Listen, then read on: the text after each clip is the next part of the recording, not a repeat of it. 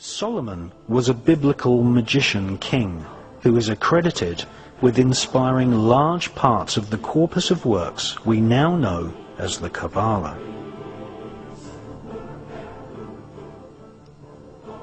The Knights Templar arrived in Palestine with one main goal: to stop the Muslims from gaining any knowledge about the Kabbalah.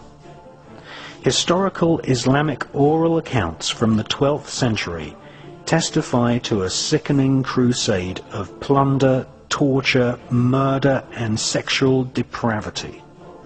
The Knights Templar, once they had discovered the magical teachings of the Kabbalah, were dedicated utterly to destroying its origins so that they might hold its secrets exclusively.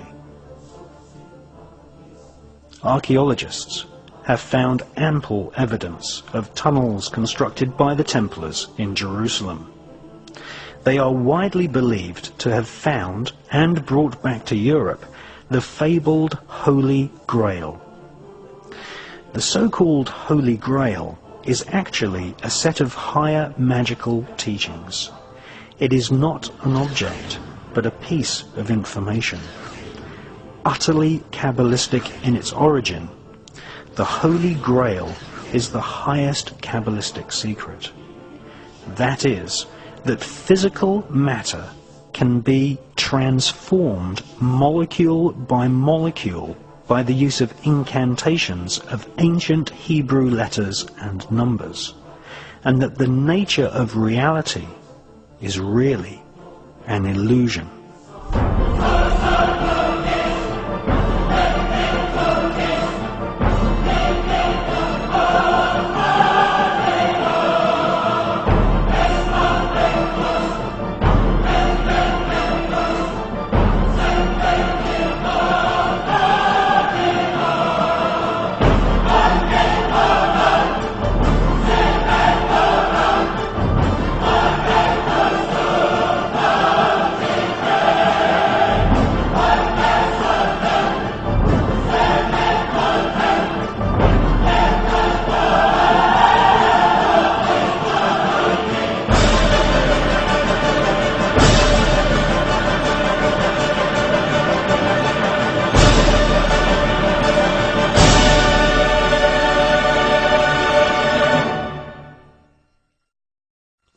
When I said publicly in 1991 that the Earth was a living entity that we could communicate with and could communicate with us, people just dubbed me crazy.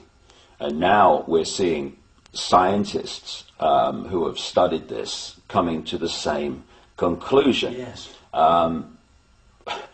The bottom line is this: everything is conscious. What we call creation is like an ocean of infinite energy, which is manifesting itself in different forms. It's like we may perceive ourselves as droplets, if you like, individuals. But if you put a droplet in the ocean, where does the droplet end and the ocean start? The ocean is the droplet is the ocean, and it's the same with us. You may look as you do, I may look as I do, that wall may look as it does, but they're all expressions of the same energy field, manifesting in different ways. So of course the planet itself is a living, thinking, emotional entity, and we are interacting with that energy field. And one of the things the Illuminati have set out to do and are trying ever more to do in the period we're experiencing now is to bring the vibrational state of the Earth's field, the Earth's consciousness, to as low a point as they can. Because we, as human beings, are living in that energy field. And it's very simple. If you affect the sea, you affect that which lives in the sea. And so the more that they can lower the vibrational state of the planet, the more it becomes, if you like, treacle-like density. The more we living in that energy field are pulled into that state. And when you have the wars and the environmental destruction and all these things that cause tremendous negative emotional energy, then you are lowering the vibrational state of the planet, you're lowering the vibrational state of the people, and you're basically holding them in a vibrational prison, which makes it much more difficult, not impossible, but much more difficult for them to hold connection out into the infinite beyond, where they can be in this world, but not of it in terms of their perspective of reality. If you disconnect people and hold them in this density, hold them in this illusory reality, they are in this world and they are also of it. And therefore, the only information that they have to get a fix on how they see life themselves and reality in general is through the eyes and the ears. And who controls that? The Illuminati control that through what we laughingly call the education system, the mainstream media across the planet. And that's what they're trying to do. They're trying to disconnect us from multidimensional infinity so that we don't see the world from that perspective and therefore see through the illusion and see through the nonsense and see through the lies. And then once they've disconnected people, they then program this lower level of our consciousness with a reality that suits them.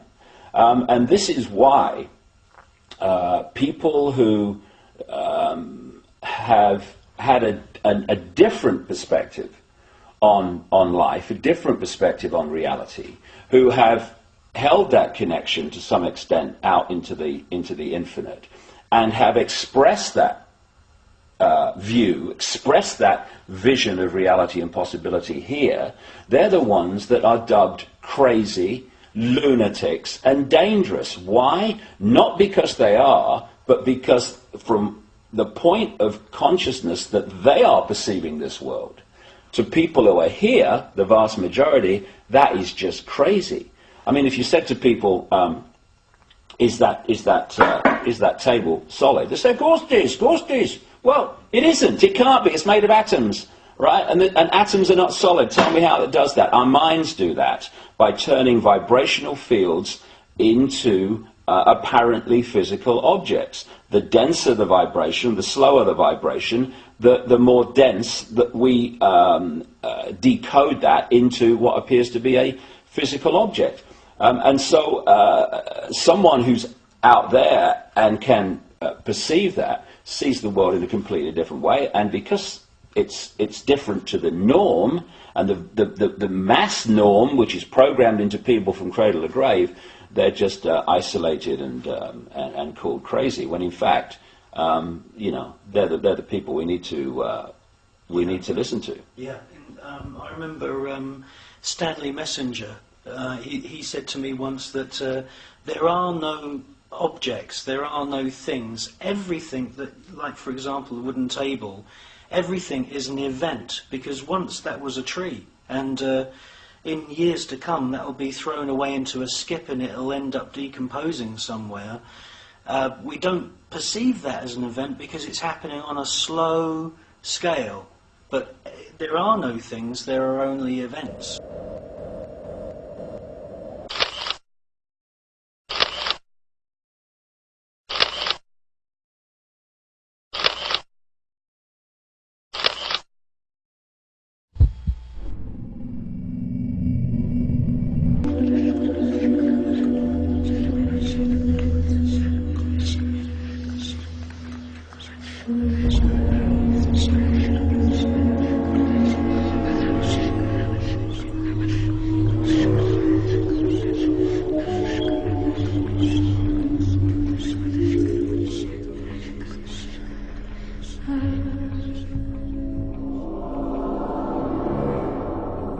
Adam Weishaupt's doctrine of a new world order was laid out in 3 books which he wrote in the later years of his life. He lived in the town of Gotha, and his writing career was funded by the Saxe-Coburg dynasty, who came to the British throne through Edward VII. Edward VII was installed as Grand Master of British Freemasonry in 1875. He regularly appeared in public wearing the ceremonial uniform of a Masonic Grand Master. Like his Saxe-Coburg grandparents, King Edward VII was one of the biggest financial contributors to the Illuminati version of Freemasonry. He was crowned in 1901.